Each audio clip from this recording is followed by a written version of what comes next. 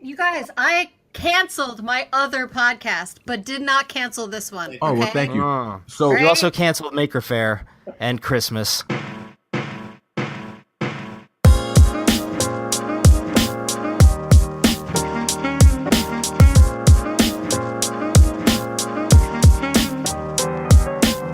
Welcome to Maker's Hustle, the podcast about turning your passion into a profession.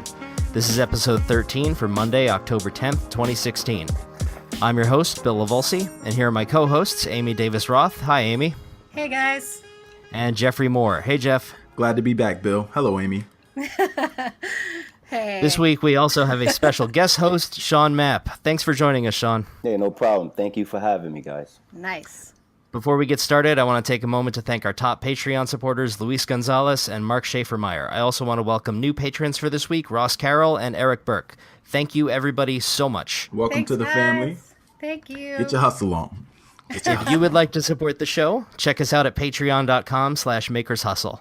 We have all kinds of cool rewards. We still haven't done that drawing because somebody didn't come to Maker Faire. Okay, here's the deal, and I am so heartbroken about this, but I checked the weather, and it said it was supposed to rain, and it was supposed to rain hard, and there was supposed to be 39-mile-an-hour winds, and I had an event, which will be happening if you're one of our patrons. I guess you'll be listening to this while I'm in Seattle, but everyone else, I will have just gotten back from Seattle, but I could not risk having all of my stock out in the rain because it would have gotten wrecked.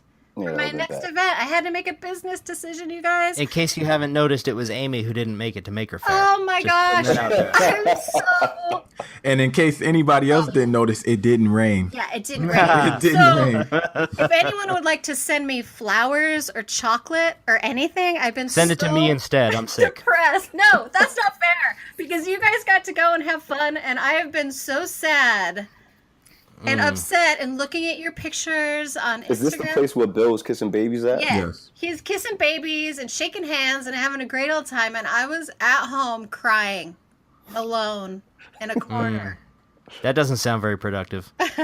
That's So, what- Amy, why don't you tell us what you were working on while you were crying in a All corner? right. Well, since I wasn't at Maker Faire, I knew I had to work twice as hard, so I came up with an idea to sort of try at least to increase my income. So I opened up a brand new shop, you guys, on Redbubble, which is basically like a print-on-demand website where you can post your illustrations and turn them into t-shirts and iPhone skins and stationery and purses and dresses and all kinds of amazing things. So I've been going and hand coloring all of my robot illustrations, and now you can buy them as t-shirts and all those other awesome products I just mentioned. So I worked twice as hard to try to make up for the fact that I was not at Maker Faire, but it didn't make me happy. Oh, Well, we're happy to have you back with us. Oh, Happy to be back with the I family. love you guys. The Makers Hustle family. Oh, So I guess I'll go next. And in the true spirit of entrepreneurship and being consistent with what you were just talking about, Amy, being at Maker Faire was a great experience for me. And we'll talk about that on another episode more in depth. But one thing that was a constant theme for the people that I spoke to was the interest in the work that I was doing and people asking me, do I teach classes? And the interesting thing enough is that I do not have a background in robotics. I don't have a background in engineering. Everything that I've learned is self-taught. And so one of the things that I kind of got a sense of was people want classes, people want workshops, people want ways for them to learn if they've never been exposed to that. And that's really how I got interested and first got started. So one of the things, other than the fact that I also got invited to do workshops for a couple of high school students, actually, I'm also going to be doing a workshop at a library in Jersey. So I'm looking forward to that. But I started looking into doing my own program. So I'm currently in the process of developing a curriculum because, I develop curriculums for my day job. So I'm always developing curriculums. But I'm in the process of developing a curriculum. It's probably going to be a weekend class workshop, 10 to 12 weeks. And I'm going to be offering that to high school students to kind of get them interested, not only in making and in robotics, but just being creative. And it's going to come from that perspective. It's going to be the educational component as well, where they're going to be able to do this. But I think that it's very important that we don't get kids excited about a product or gets excited about a project. And then after the workshop is done, because they only learned how to do a specific thing, then that's it. And they've done that specific thing and then they move on to something different. I'm trying to give them a skill set that they'll be able to use and make with it whatever they want. So being consistent with you, Amy, I am also starting a new business. Hey, Just I want add you to on everything else. I'm so impressed by you and proud of you and thrilled to know you as a friend. Thank you And so much. I want you to promise me that you will think about a way to offer this as an online course. Oh, because I want to beautiful. take that class. I'm actually, so this is what I have the idea for. I want to make a workbook. So there's a lot of books, and it's kind of that I stole the idea kind of from you because you're doing the book and the coloring book. Mm-hmm. So the way that you learn, or the way that I learned, was by doing. But the problem is a lot of the stuff that I was doing, I was replicating other people's work, and I would do little things to make it my own. But for the most part, I was just redoing what somebody else was doing and testing it to see if it worked. So I want to make like a workbook, where it's question, fill in the blank, you fill in the blank, and then you test it. Something like that. That's what I've been working on. You can translate all that to an online course really easily. Absolutely. Yes. And I want to, I think it'll be a dope idea. And if it doesn't work, it doesn't work. But hey, who knows? Throw enough at the wall, something to stick. Yeah. Do it. That sounds really cool. It does. So, Sean, do you want to go next? Yeah, so this week, all my weeks, really, I try to be as productive as I can and do new things. So this week, me and my team, we kind of started a vlog, a way that we can help teach entrepreneurs and give them something to see on YouTube. I feel like me as an entrepreneur, I haven't been branding myself as far as YouTube, and I feel like that's like a big thing a lot of entrepreneurs go to and learn. I know me growing up as an entrepreneur, that was like my main source of knowledge, YouTube or Google, whatever the case may be, not college. So me doing this, I feel like it's a great way to help out. And so I've just been vlogging all week. I gathered two other entrepreneurs, young entrepreneurs in the same city as I am, and we've been like just going hard at it. So we're trying to do like a weekly vlog where we put something out weekly and showcase us as entrepreneurs traveling, hustling, and doing all the things necessary to succeed in business. And at the same time, working on my production company, we're putting out a TV series called Sweat. So we've been in the studio all night, just going at it. So right now we're working on that series. It's for ESPN3, MSG Sports, and Time Warner Sports. So we just really, this week has been kind of hectic, but I'm used to it. All my weeks are usually hectic. And right now after this, I'm heading to Toronto to do an interview. Oh, cool. And really quickly, I just want to let you guys know. So I've known Sean for a very long time. And he likes to use words. And the number of times that he said entrepreneur in that last second was probably like 11 or 12. Let's see how many times he says it for the rest of this. When things are on my mind, I go at it a lot. Yes. So we're going to count how many entrepreneurs we get. All right. Yeah. Sean, do you consider yourself an entrepreneur? I do. I consider myself, well, to break it down, I look at myself as a creator. I love to create. At the end of the day, whether it's film or some type of product or investing, at the end of the day, I just love to create. And I think that's what entrepreneur is, just another name for creator. So yeah, I do look at myself. Yeah, someone called me an entrepreneur the other day, and I was sort of like thrown back by it. I was like, well, yeah. Okay, I guess I am. And Thank you. You create, and from your creations, you make money. And that's pretty much what an entrepreneur is. Nothing So better that's at than least that. 4 more times That was a setup. that I got him to say it. But I look at myself just as a businessman. I love that. For the rest of this podcast, everybody drink if you hear Sean say entrepreneur. No, Sean, you're going to learn this real quick, but Amy is evil. Evil? I don't know, Amy. I like you. Yeah. All right. Bill, what have you been doing this week? Well, This past week, you know what I've been doing. I know You very saw well. me there. Yeah. I was in New York all week long. I'm writing a book with and about Jimmy DiResta, so I was at his house. I was in his workshop. I was kind of following him around, like shadowing him. He knew I was doing it. It wasn't like creepy. No. No. See, shadowing is when he knows that you're there, and stalking is when he doesn't. Okay. He knew I was there, so he like invited me up to his place upstate, and I got to stay there for a few days, and then we came back to Manhattan, and I helped him like install a giant chalkboard. I'm actually in a couple of videos, which is pretty cool. And then I've been doing a vlog every single day, and I've just finished up the last one, which makes me a little bit sad, just because it was such a hectic week, and I met so many great people, and I experienced so much, and now it's over. At the same time, it was really, really time to come home because I caught something. So after we're done recording this, I'm going to bed. Oh. So no late night editing for you today. No. You're going to get this when I finish it, which will probably be like Sunday, because I'm going to take my time and take lots of naps. You deserve a break. For those of you who don't know and were not at Makers Faire with us, Bill was the hardest working man. Okay, other than Amy. That was not to guilt trip. But Bill is the hardest working man in show business this week. And he deserves all the praise in the world. And everybody who was a part of that different activities that we did, they would attest to the intensity to which Bill dedicated his time and his attention to this project. And for those of you who donated to the GoFundMe to get Bill out here, just want to say again, thank you so much for that. Because Bill got us, he coordinated a very swanky, I don't remember where we were, but a very swanky meetup. The bar was called the Flatiron Room. Yes, and it was very swanky. Very swanky. We all felt out of place. Oh, that's what that means. We had a great time. We were the only people in T-shirts, and we were the only people who had to be told to take off our hats and stuff like that. You know, they stuck us up in the private room, which seems nice, but maybe they were just trying to keep us out of view. I don't know.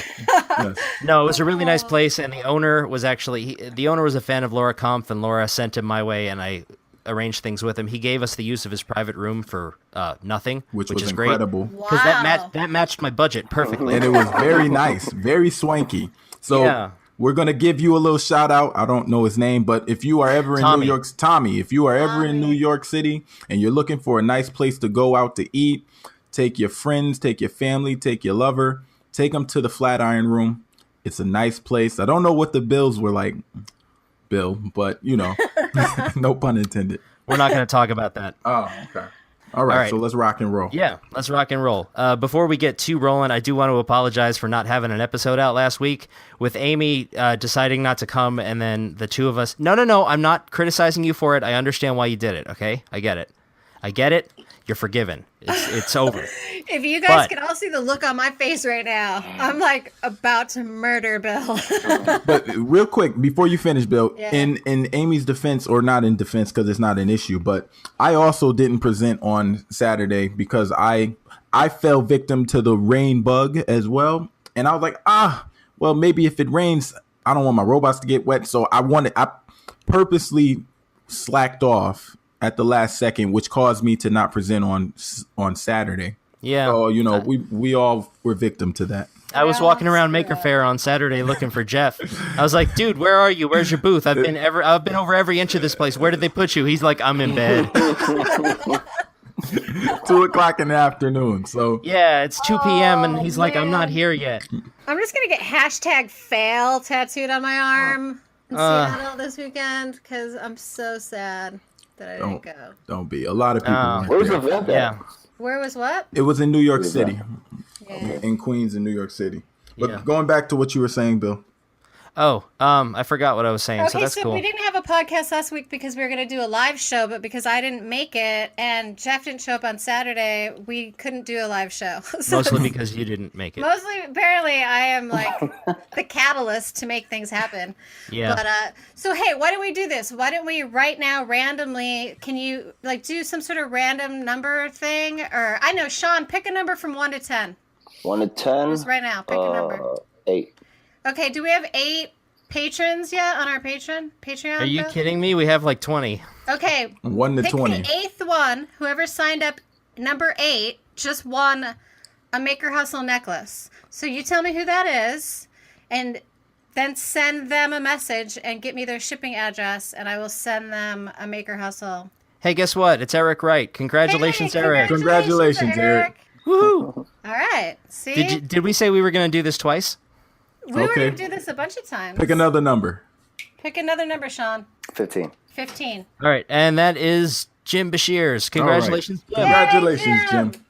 All right, so I've got 2 Maker Hustle necklaces handmade by me, and I'm going to ship them to you guys. So if you're listening, make sure to get your address to Bill, or if you're friends with me on Facebook, you can message me, because I think I'm friends with both those guys. Yeah. All right, And cool. Congratulations. Yeah, So congratulations, guys. And we'll throw in a Maker's Hustle sticker, which Yeah. we started giving out for the first time at Maker Fair. Which is So- very hard to do when you're by yourself. Yeah, it's a little tricky.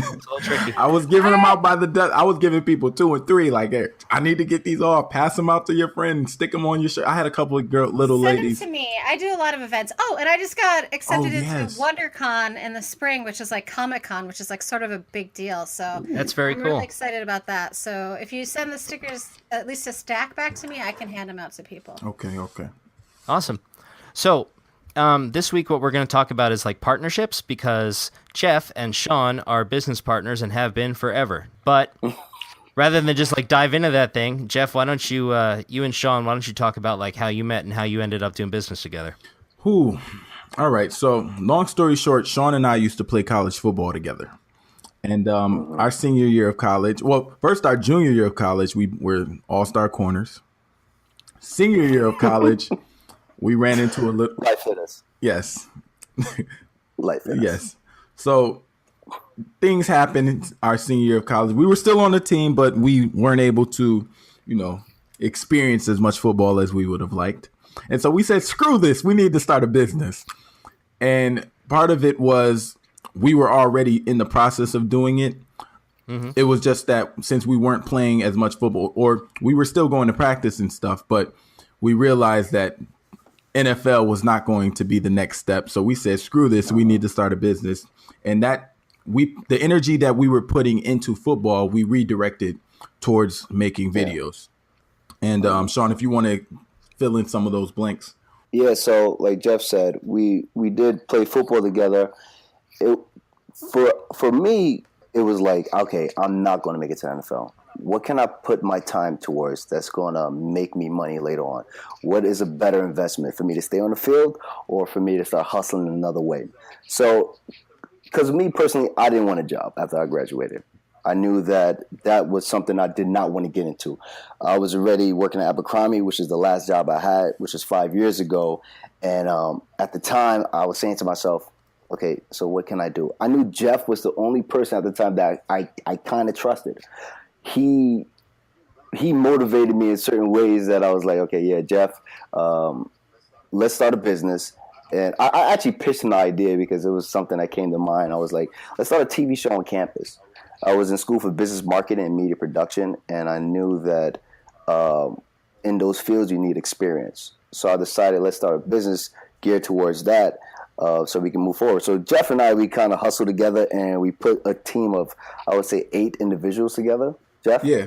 I want to say we had about 15, but it was really a core 8. Yeah. So Jeff and I, we found ourselves at a point where we had to not only shoot the videos, but edit all of them. And we did not know a damn thing about editing.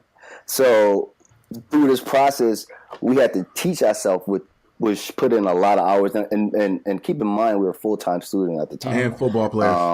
And football players. So and working it was part-time. And working. So it was, and we had girlfriends. So it was really, really hard to like kind of juggle everything and still try to learn a business that we were trying to get into. And the funniest thing about that is when we talk about this concept of trust in business or building relationships and trusting those partners, the people that we brought onto the team, they were good people. We wanted to grow with them. But as you got further and further into it, you found that people weren't as dedicated as you. Yeah. And so we would ask people and we had people who were skilled professional editors, asked them to shoot a video. Well, they were. No, we thought they were. I'm sorry. They were skilled, not too professional. Okay. And they would go and we would have the video ready. So here, just take this, edit it, bring it back by this date. And that date would come. And understandably, we're college students. We're young. We don't know much. It wouldn't be done. And we've just said that we would put a video out I forgot what day it was. and then it'd be the night before and we have no video. So then here me and Sean are 2 o'clock, 3 o'clock, 4 o'clock, 5 o'clock in the morning, still figuring out Just this edit. editing thing. Like, oh my goodness, this is crazy. So that's probably part of the reason why I don't sleep anymore, because I got messed up way back then. Yeah, it's tough. Like you have to have that trust, those individuals around you that's going to make things happen. As just being the businessman or the entrepreneur, being by yourself, you got to wear many hats. Number one, especially when you have a startup, and that's for anybody. You got to wear all the hats. So you have to learn how to juggle that first, or a long time. But when we recruited our team, we weren't paying them. So they had every incentive in their mind to say, you know what, screw you guys, we're going to do what the hell we want to do. I'd rather So party. it came down to like pitching a vision that everybody else can jump on or understand.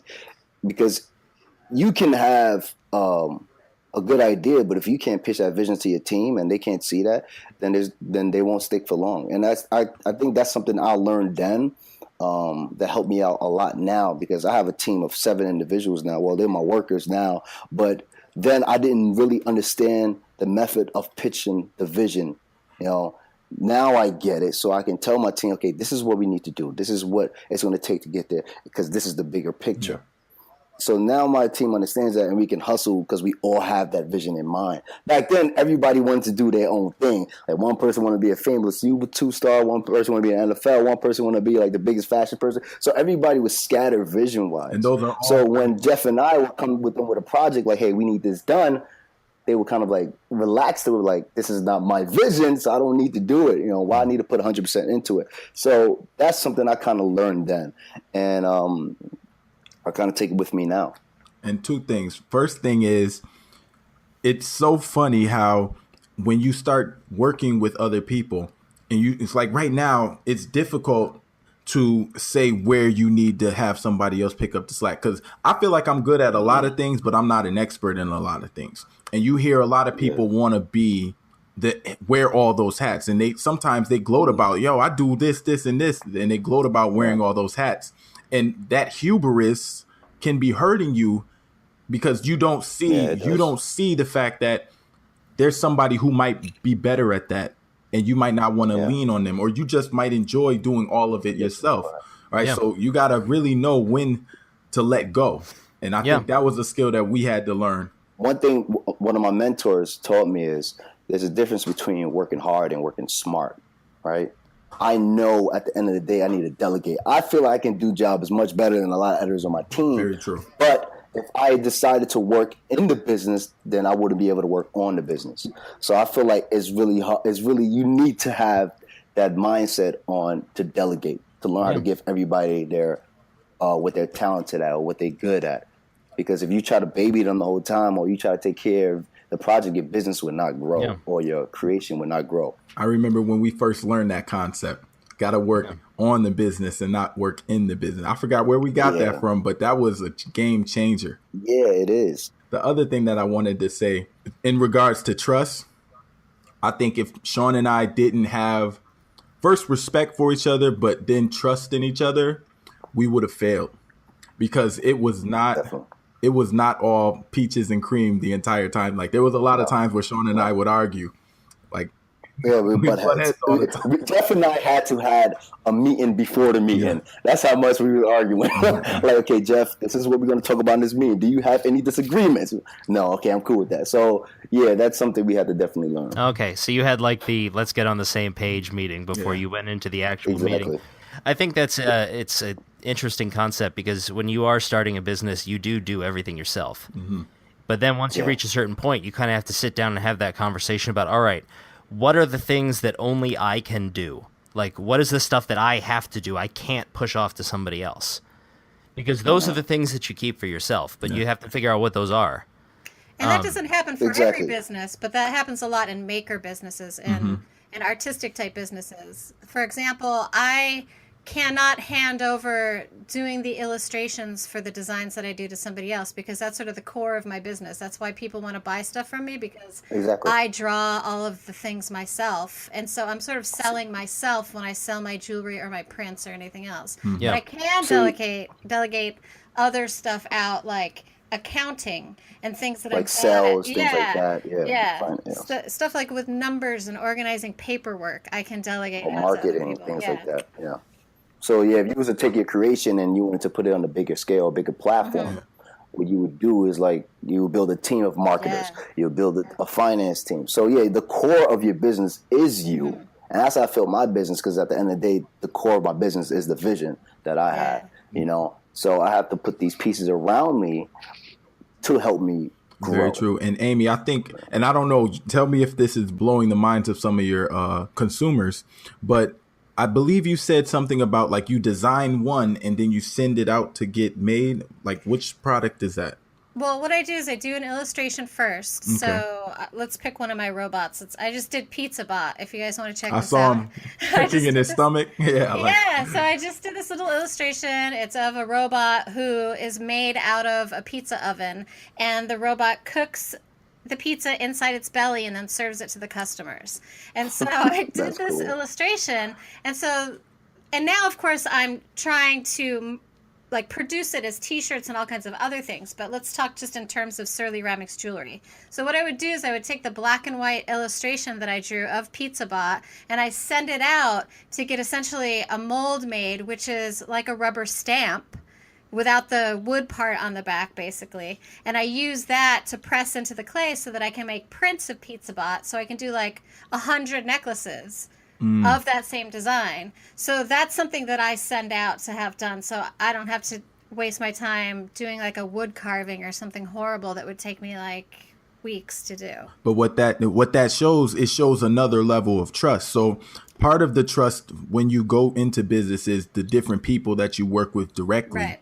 But then also you have to trust in the different third party people that you work with, like Yeah, whether to it's get sending something stuff on time. over. Yeah, because I Absolutely. have to make sure that I have that back, because I give a certain time period. Like if I do a custom design for someone and they want their logo on 500 necklaces, I have to make sure that I have that mold piece back in time, because I have a 2-week turnaround that I give people. So if I need to produce 500 necklaces, I need to make sure that I get that mold back within a week, or that screws up my whole time frame. Very true. It's trust on every level, individual, interpersonal.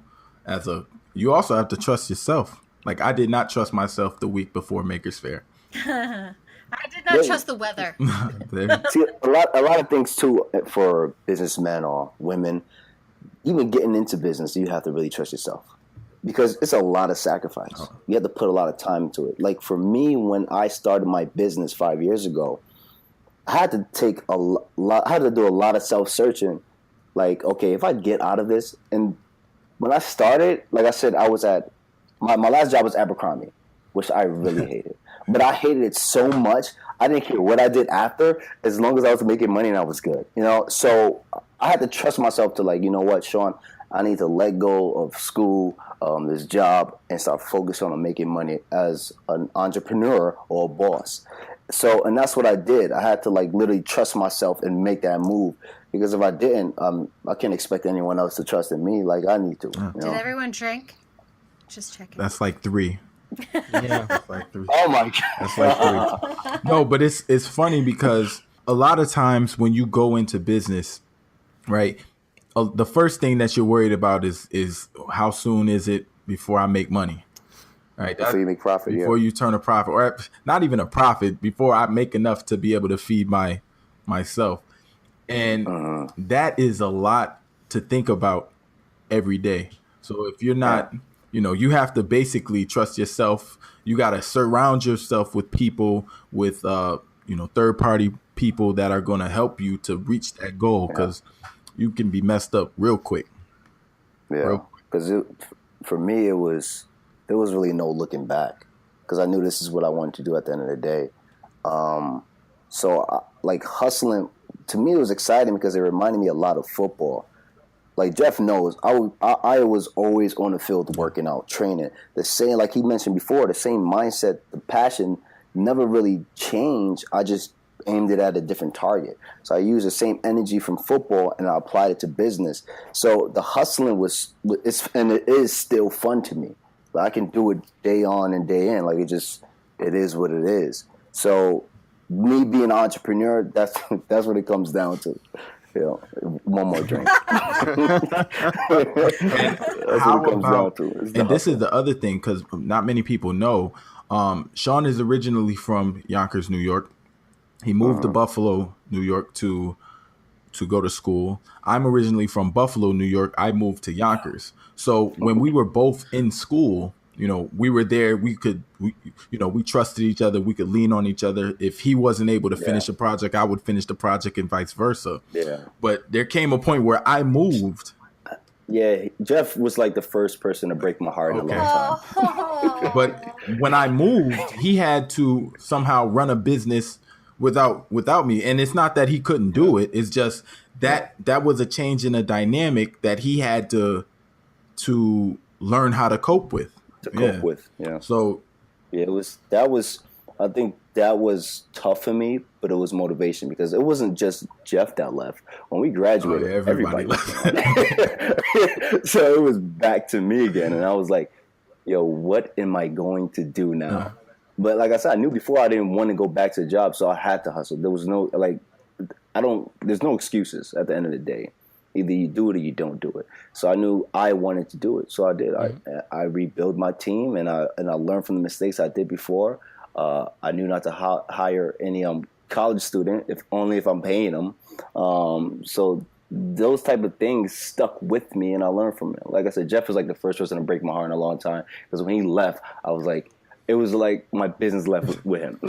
And a part of me, because Jeff was he's like one of my great friends. So when he left, it was and same alone. Thing for me. Like right now, I find it very difficult to be fully committed. It sounds like I'm in a relationship. I found it very difficult to be fully committed to another business partner because I know the level that I expect, right? The level of commitment, the level of dedication. So even and I'm a lot better at it now, because if you'd have asked me 2 years ago, am I partnering with anybody now? I tell you no, because I don't need any partners. So I've gotten over a hump, but even now you'll find that as I go to work with different people, there's always that level of skepticism, like this person doesn't want it as bad as me.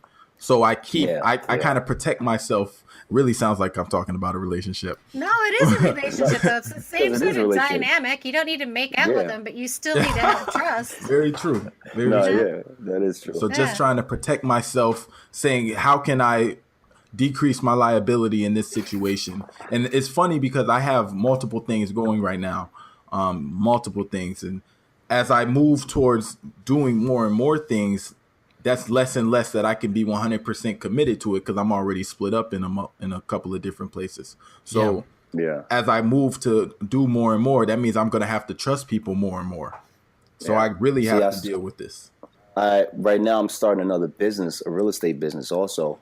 And the team I put together, they make me nervous, you know. So I find myself kind of back in the same predicament I was in college, but now I know how to adjust to it. So I try not to dibble and dabble into too many businesses, but I felt like real estate was like a big move for me. So now I got to kind of create another form of trust around these new group of guys that I'm working with now in a real estate business. And it is tough. It is tough at times because it is a relationship you have to build. So what I do, I try to create almost like a brotherhood or a sisterhood within my companies. Like we go out and like to the movies, or we have game night where we just play Xbox all night. I try to do things like that in the office. Like I don't want it to be too just business oriented. I want you to forget about business when you come in. I want you to have fun when you're actually working. And that's the kind of atmosphere we have at my company. That's really great. We do a lot of that same sort of thing with the blogs that we run. We have like meetups and yearly parties and things like that. And I think it really helps to build camaraderie amongst the people that work together. I think it's a really great idea. Yeah, I don't like getting too deep into people's personal lives, but I try to speak to my employees as much as I can. And we talk, and we do get deep sometimes, but I try to develop that type of relationship and trust. So even if you decide not to work with me anymore, we have that relationship. And people, they carry that and it goes deep with them. So I try to do things like that. Yeah, I've had a very funny experience with doing a business deal with somebody who tried to be too personal. So again, you have to find a way to balance personal and professional, because it was a very bad business deal.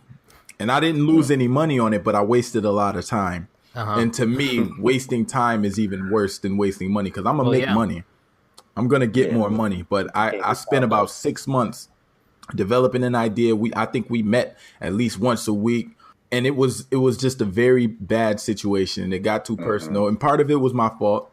But part of it was definitely the other person's fault. And so I definitely am being very weary, and it informs the way that I move going forward. So yeah, you got to learn to balance that type of stuff. It is tough.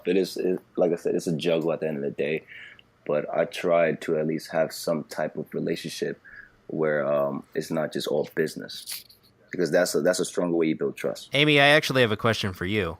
All right. Because your business has reached a point where you can hire an accountant, but you also said that you work pretty closely with your husband. Yeah. And he helps you out. Now there's a relationship, huh? Yeah, right. But I guess what I'm saying is, do you find... Do I trust him? Well, Hell no. No, I'm just kidding. Just kidding, honey. I was going to say, is it easier when you did something like hire the accountant because you're paying someone for their services? They're not going into business with you. You're just hiring them to do something for you. Yeah, I think in this particular case, it's a very complicated situation in that me and my husband, Johnny, actually started the business together. So we were both super poor when we started Surly-Ramics, and we both worked together to build up the business. But then he sort of fell into editing for television. And it's a long story that I won't get into, but he ended up getting a really excellent, amazing job. And so he left working for me. So I trust him to make the right decision, for our family, being me and him. We don't have kids or anything, but he made the right decision and I trusted him. And so he sort of left me with just the business all to myself, which has put me in a bit of a predicament because I'm at a point right now where I could grow my business if I hired somebody to work with me, but because it costs so much to hire a single employee legally, it's actually saving me money not to hire anyone, but at the same time, it's preventing me from expanding my business. Interns. Yeah, but I don't want to do that. I don't want paid internships. You could pay them stipends. Oh, no, okay, listen, this is one of the things that I'm thinking about for the workshop, because like I said, I can teach. I'm an excellent teacher. I do it every day, and I can also make. But I know my limits, and I know that there's things that I can't communicate as effectively. So one of my ideas is I'm going to bring on a college student as like a fellowship position where I'm gonna pay them a stipend, and that way they can support me in getting this program off the ground. And you're not required to pay any of the fees that you would normally have to pay to hire an employee legally for a business? I did a paid internship. They made me fill out an agreement. I got what I got, and it was that. Okay.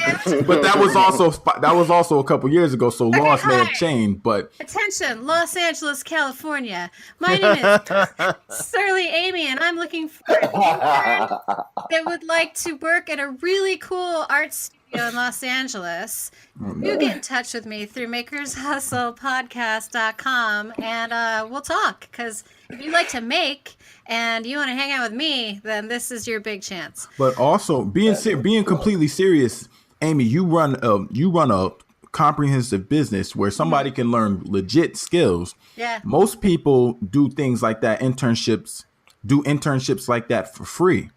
Right, especially. I don't want to make anyone do anything for free. Exactly, that's me either. That's why I'm paying stipends. But my point is,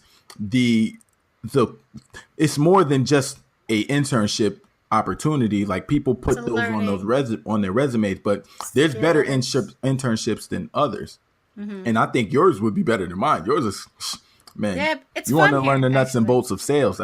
And you have a workshop. I'm doing it out of a library. Yeah, come be my intern, Jeff. But to answer Bill's question, yes, it's easier to hire somebody to do something specific, like be an accountant or do a technical job for you that you don't have a relationship with, than it is to hire someone that is a friend of yours or a family member, I think. Even though we often trust our family implicitly, I still think it's more difficult to hire somebody like friend or family than it is to just hire someone to do a specific job for you. Agreed. Yeah.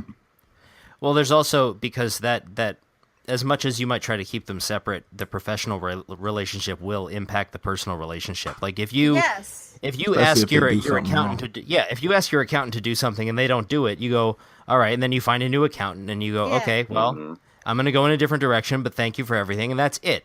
Okay? Yeah. If you ask your husband to do something and he doesn't do it, then it's Then not you only know not it. only yeah, not only do you not have to find somebody else to do it, you now are like, how could you do this to me? And you're not getting, and you're also saying you're not getting dinner tonight. You're sleeping on the couch. Yeah. I hope that A couch is lot of comfy. things.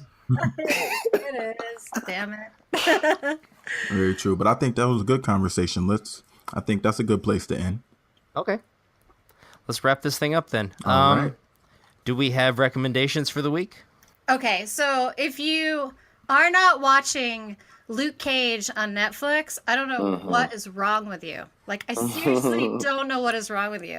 It is so amazing. First of all, I love Jessica Jones, and it's all linked in the Marvel Universe. And Luke Cage was part of Jessica Jones, but this series just came out. It's streaming on Netflix. It's incredible. The casting is phenomenal. It's so empowering and fantastic. And I don't know if you're familiar at all with Luke Cage, but he's a superhero that is unbreakable. Basically, bullets can bounce right off of him. And he's in Harlem, and he goes around like saving. I think he's in like Hell's Kitchen, and No, he it's becomes Harlem. it's Harlem, and he, Yeah, it's and he Harlem. becomes like the savior of this neighborhood, and it's so fantastic to watch. And He's like a hood version of Captain America. I just wanna make out with the TV screen like whenever Luke Cage is there, because he's so fine. But that's not the reason you should watch it. You should watch it because it's really well written. And tonight, actually, It is a really good show. it's so good. I'm only on episode 6, and there's 13 episodes, so no spoilers. Don't ruin it for me. But tonight, Don't do I it. have some friends coming into town. They're picking me up. They're taking me to orchestra is doing a live performance of the Luke Cage soundtrack.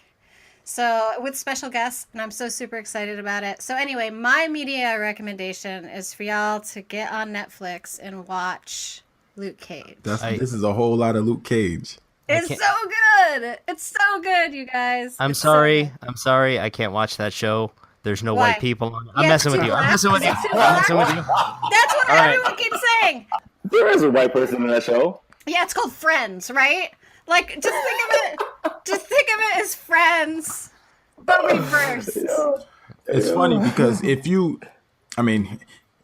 watch that show, there is a whole lot of culture. Like they really Yeah. experience Harlem, Yeah. real shots of Harlem. If you were to watch this show and then walk down 125th and Lenox, you would see things and say, "Oh, that was in the present. show," and then the music. So good. The music. It's a great show. Yeah. And I will say, so you started this and I'm going to finish this. So this weekend, Birth of a Nation is coming out, the Nat Turner story. Ooh. I don't know how many people are familiar with the story of Nat Turner, but he was a slave. He started a slave rebellion in one of the Carolinas. And this is his story written by Black people. Now, a lot of times if you were to watch a movie like 12 Years a Slave and all those, like I didn't personally go and see 12 Years a Slave because I'm over slave movies. But this is a slave story that is told by Black people. And it was written by Black people. The writer, Nate Parker, went out and raised the money from different investors. He wrote the story, took a year off of acting, produced the film after he got the money, and then took it to Sundance. And now at Sundance, he sold the rights to the film, but it was the highest sold, I don't know how you say it, but it was like the highest sold movie ever in Sundance history. Got a lot of great reviews. It's a very, very good movie. I haven't seen it personally. I'm saying it's great like I know. But it's supposed to be a great movie. Everybody Yeah. who has seen it has said that it was a great movie. And obviously, the way that it was shown and then sold after the Sundance is a testament to how well it is, how good it is, and how well it's written. So And another reason why you should watch it is because the media right now is pulling this bullshit about that film, saying things like the movie that either you have to see or you refuse to watch, So watch it. well, just the based on media, that. we have a discussion about media all the time. The media is controlled. And whether you agree with it or not, you can find a channel that'll tell you what you want to hear. And I think that's what makes the internet so powerful right now, because it gives you access that we didn't have before. Yeah. And if you were to go and check, like if you watch TV, they'll tell you like, this isn't a good movie, don't see it. But if you go and look on the internet and see what people are saying, like they sold this to probably about 15,000 people at Sundance. I don't know the specific number, but I believe it was a whole lot of numbers. Majority of the crowd was white. If you've ever been to a Sundance festival, it's not a lot of black people there. There's some, but there's not a lot, and they showed it internationally. So people appreciate this film. And I think that, and you have to go and see it for yourself. And I haven't seen it. I speak as if I've seen it. We'll have a conversation about it next week. Yeah, but I really want to encourage people to check that out. This is the movie Trump doesn't want you to see. Oh, I just made that up. I really have no idea. did you guys hear that Trump was mad that Mike Pence supposedly won? He was jealous of Mike Pence winning. Oh, I'm not surprised. Hey, I'm going to put my foot down. We're not going to talk about that on my show. Okay, we're just not doing it. Which one, Trump or Pence? Yes. That was fun. That was funny. Sean, how about you? You got something to recommend? No, actually I don't. No? Okay, that's cool. I forgot to tell him about that part. All right, that's cool. He recommends the sweat videos. Yes, Yeah. Check out the old Sweat series. Please. New Sweat series coming out. Cool. Well, my recommendation is while I was in New York, Jimmy DiResta started filming a vlog. I think the first one actually came out before I got there. But what he's trying to do with it is kind of highlight other makers that he runs into. So he found a couple of guys who are just up in New York building houses in like an apple orchard, and they're gorgeous. Ooh.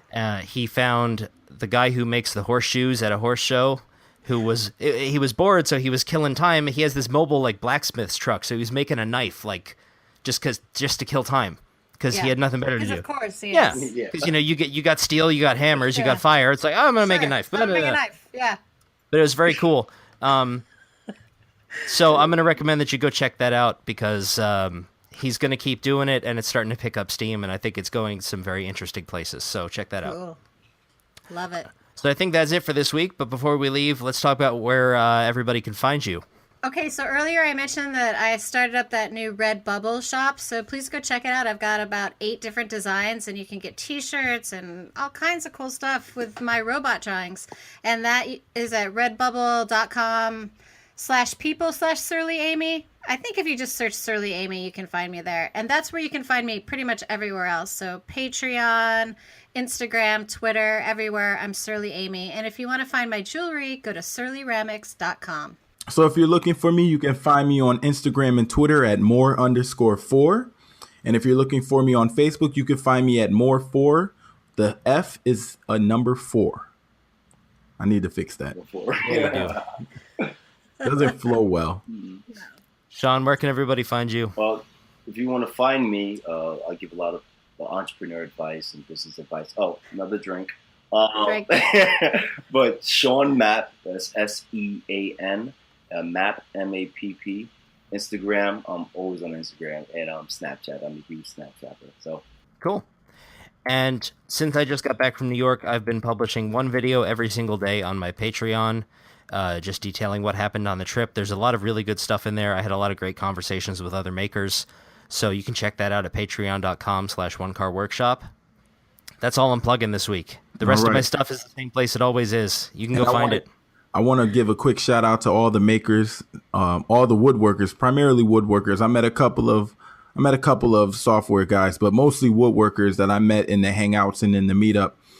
You guys, I checked out a couple of your videos. I haven't got around to everybody, but I want to make sure I get a chance to see everybody who was on YouTube who gave me a sticker.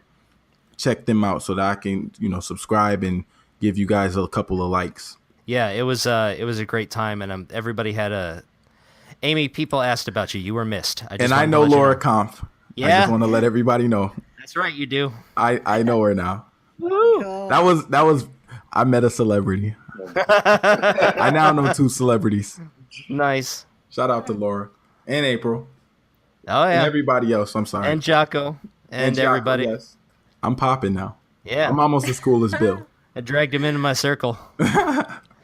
So that's it for this week. If you're listening to the show on iTunes, please take a moment to leave us a rating and tell us what you think. You can also find us on Twitter, Facebook, and Instagram at Makers Hustle. If you want to ask a question, give feedback, suggest a show topic, or inquire about a potential guest host, send an email to info@makershustlepodcast.com or hit us up on social media. Once again, thank you so much for listening, and while this show might be over, the hustle never stops. We'll see you next week. Bye, everybody. Hasta luego. Hey, you got it this week. No hasta la week. I thought about it like 3 times in my head. Don't mess up. Well, good work. This podcast thing is a little tougher than I thought it would be. Yeah, it's So tricky. you kept talking like this, and For I real? don't know how it's gonna sound. Like, I might, but this is here. I think that it was picking up his computer mic, maybe, and not his headphone mic, and that's why we were getting a weird echo. Really? But I'm not sure. Yeah, it's all right. We'll make it. all right, if you're looking for me, you can find me at Facebook and Twitter. Well, sorry, you can find me on Facebook at @more_no. See, we take a week off and you're out of practice. You're right. Let me start over.